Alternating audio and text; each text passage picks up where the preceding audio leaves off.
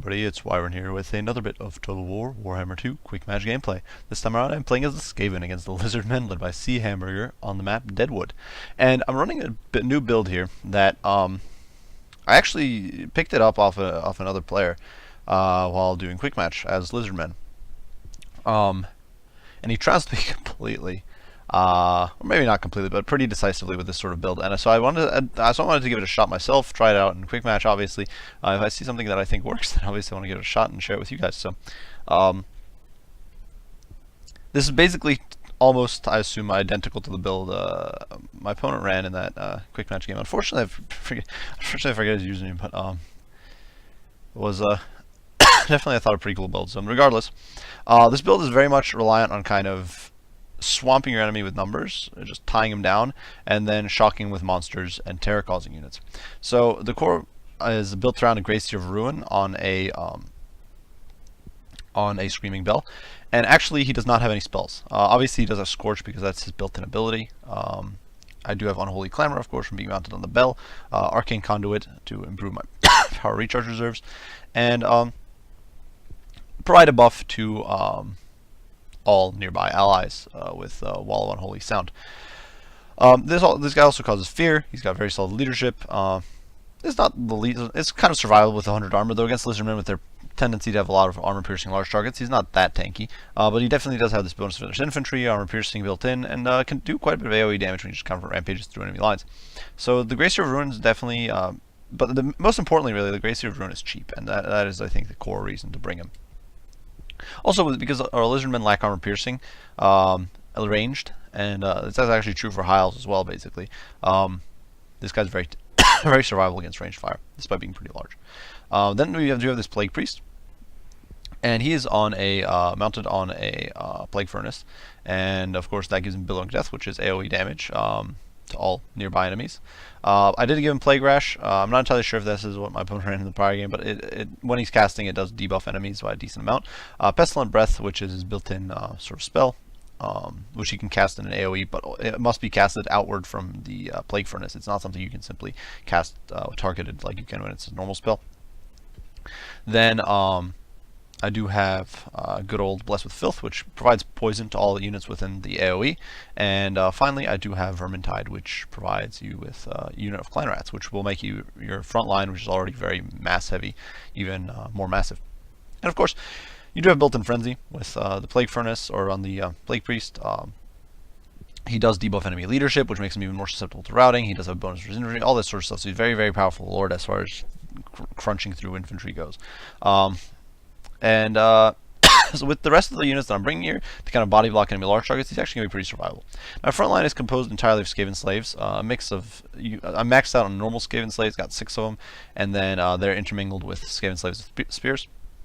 They're simply there to give me a very large, body-heavy front line. They do very little else. They obviously can dish out a lot of hurt. Their leadership is pretty pitiful, even with strength in numbers. Their offensive and defensive stats are terrible, but there's a lot of them, and that's the key use for them. Behind them, the main damaging contingent really is these 5 units of Rat Ogres, and being able to cram in 5 is actually rather impressive. That is why you have to take so many Skaven slaves. But with the augment, as well with the call-ins of Clan Rats, these guys will actually, you'll have a decent front line, and 5 units of Rat Ogres will be able to tear through most enemy infantry. And finally, kind of the core damaging component, or one of the core damaging components here, is these 3 Doom Wheels, and these guys are actually there to try to surround and kill off enemy lords. They don't have the best of melee stats, but combined with their decent charge bonus and buffs from the poison buffs, and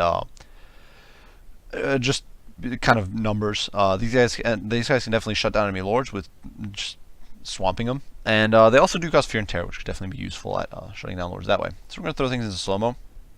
And that could hopefully disrupt enemy either lizard. Really, given that there's actually no real, actually I don't think there's any units in Total War Warhammer 2 that have psychological immunity unless they themselves cause terror. So it's actually a very useful thing to have on the Doom Wheels, because you can terror out even Temple Guard. For my opponent, as we go slow-mo, actually I'm going to just go full speed. My opponent did bring a fairly conventional build. He brought Crockgar here on a good old Grimlock, coming in with Hand of the Gods for that single target damage. Of course, Cold-Blooded, Sacred Spawning with Zola, which gives him that physical resistance, Deadly Onslaught for that damage, Witness of Easel for speed. Just a very, very solid lord. Obviously, Crockgar is very cost efficient and can just dish out a lot of hurt. Alongside him is the King Priest of Heavens mounted on a just a vanilla Stegodon, not an ancient Stegodon. Surprisingly bringing most, actually I do believe all of his spells, which is a little surprising, though he did not bring the Harmonic Convergence, which is the ability for Lore of Heavens, which makes sense because Skaven don't have any air units, so it's a fairly useless one. Some of these options are definitely a bit of questionable, I think. The Curse of the Midnight Wind is not that great against Skaven, but still. It does have all his spells here, and of course that gives him another charge of Cold Blooded just to heal something. And of course, the Ballista does cause poison damage. And of course the King Priest can cause terror, and just terror out Skaven slaves very, very easily. For his front line, my opponent did bring a lot of Skinks, and Skinks will out-trade Skaven slaves, and they'll trade fairly effectively with Clan Rats, especially when backed up by Temple Guard, Krokgar, and my opponent does have 2 units of Temple Guards. And none of these units, of course, will Rampage. The only unit here that my opponent has that will Rampage, potentially, is the Sarge Warriors with Spears, and these guys are there to provide a little bit more oomph against large targets alongside these Temple Guard. And of course, they'll absolutely trash Skaven Spears, or Skaven Slaves. And of course, these Skink Covers with Javelins provide a little bit of range fire. And finally, out here on the flank, my opponent has his real anti-large contingent, which is 2 units of Cold One Spear Riders. And these guys can definitely dish out a decent amount of hurt. And unlike the High Elf, or sorry, the Dark Elf Knights, Cold One Knights, these guys are not prone to rampaging. So you will have control of them no matter what. So you can see I'm simply pushing forward. My opponent is kind of drawing up his battle lines. The Temple Guard are, of course, slower than the Skinks, so they're taking a little while to get up. Now, my opponent does pop a Chain Lightning here, which I think is a little questionable, given that Skaven Slaves are not exactly a valuable target, but it does pick up quite a lot of kills almost immediately and wanders off.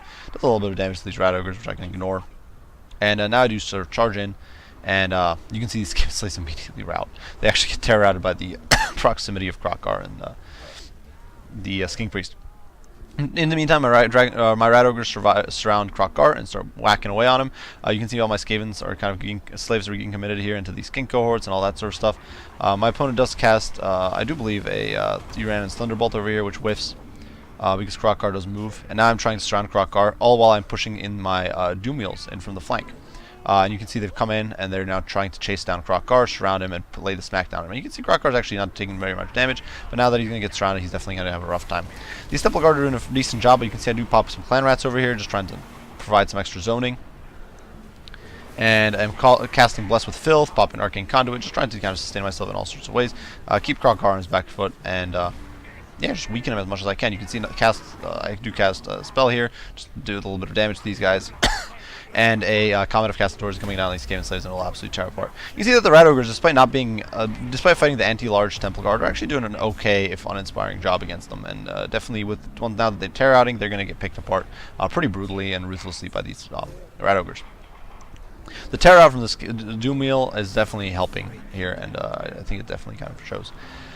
In the meantime, Krokgar is getting surrounded. He has popped Kusnov Easel just to get out, and but he is getting whittled down pretty quickly. And you can see a lot of the shots are missing. But he doesn't have the best melee defense, so he's actually going to lose his frenzy fairly shortly, I do believe, and that is going to bring him down to size for sure. On the left flank over here, the Cold One Riders have plowed into the back of my Skaven Slaves, but honestly, Cold One Riders are not really meant against infantry. They have a bonus against large, but they're and you can see I did pop another Bless with Filth, but unfortunately my opponent just keeps kind of routes my troops off.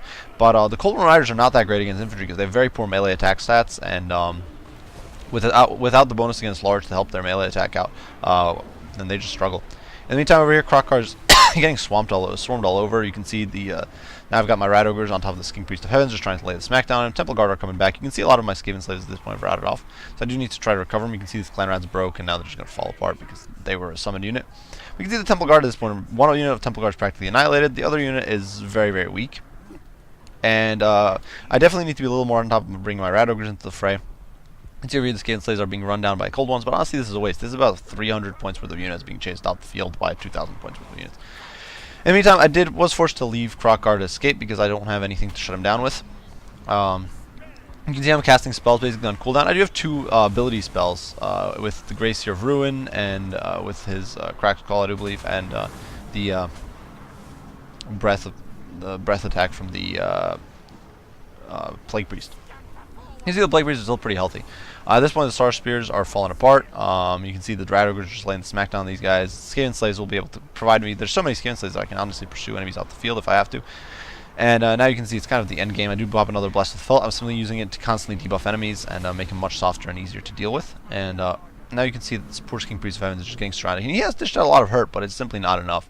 Now with all these rat ogres swarming him and the priests in there and all that sort of stuff, he's just going to get swamped. Cold Ones are slugging it out with rat ogres, but you can see they're not doing that great. Rat ogres do a decent amount of hurt, and Cold Ones, the armor piercing is not really useful against rat ogres, so the two are trading somewhat tit for tat. It's not exactly efficient. The rat ogres also have a lot of HP, I do believe.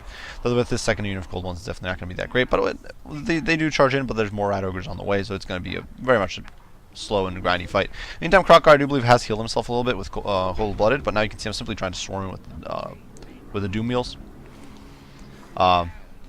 Surrounding him as best I can, trying to get some Skaven slaves around him, and in the meantime, I'm already disengaging my lords, going after these Cold Ones, trying to kill them off and kind of end the game there. Poor Crockguard over here is very much surrounded. He's not really able to disengage, and he's going to go down very, very shortly. And there we go. Poor Crockguard does tumble to the earth, and at that point, my opponent's army just shattered. He had a nice he ran his lightning bolt there. So, as you can see, I had several units veteran up. The 3 rat ogres were veteran up. I had 2 wheat doom meals veteran up once, and actually another Doom Wheel veteran up 3 times, which really shows just how much damage they're doing. It's important to keep in mind that the whole time they're in the fight, the Doom Wheels are spewing off their little lightning bolts in all directions, and that's doing damage. When they cause terror outs, you can see my opponent had some very heavy losses. At the end of the game, he only really had functional was the Cold One Speed Riders, and everything else was basically slaughtered. So some key aspects here. Obviously, the Skaven slaves can do a little bit of work against skinks, but it's nothing impressive. The Skaven slaves are basically there to tire out your opponent and absorb hits that would otherwise hit the rat ogres. The rat ogres do the majority of the work in this sort of situation, as alongside I guess the Doom Wheels, and it definitely shows. The terror routes help you kind of snowball. You have enough heavy hitters really to crush anything. You can surround and kill off, for example, Crockguard. You can surround and kill off high priority targets like the Skink Priests. Lizardmen large units are much more expensive than yours, which means that they will not be fielding as many, especially if they want to be fielding a decent infantry contingent. Whereas you can field, not a decent, but you can field an infantry contingent by fielding just this many Skaven slaves.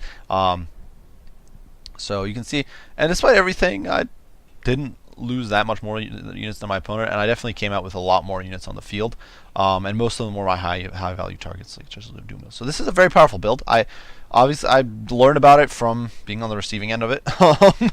I've actually used it against High Elves now, and I do believe it's pretty potent against High Elves, because High Elves do have Phoenix Guard, who function quite a bit like Temple Guard, though they are a bit better, obviously.